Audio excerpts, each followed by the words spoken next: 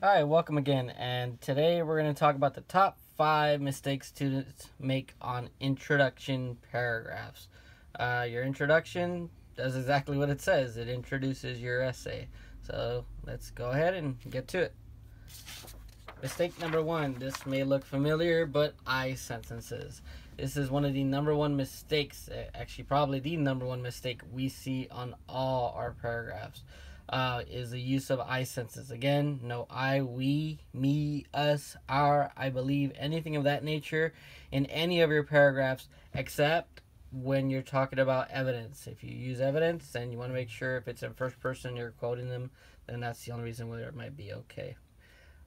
Mistake number 2, missing background. You give your reader some background knowledge on the topic, and you're pretty much answering the question, what is this about?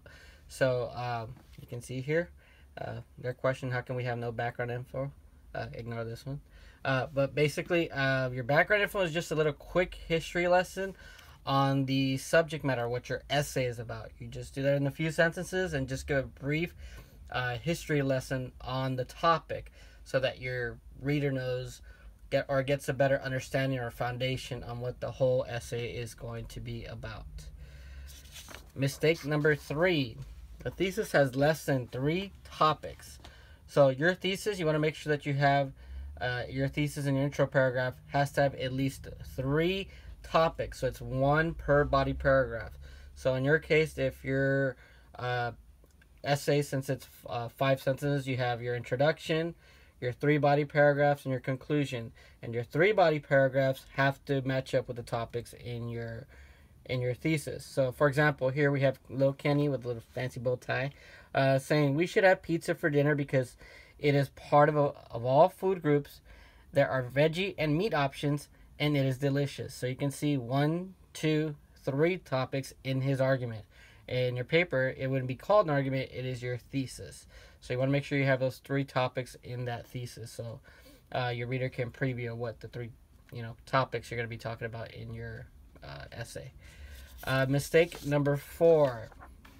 Your introductory paragraph has no thesis. Without your thesis, the reader has no idea what you're going to argue.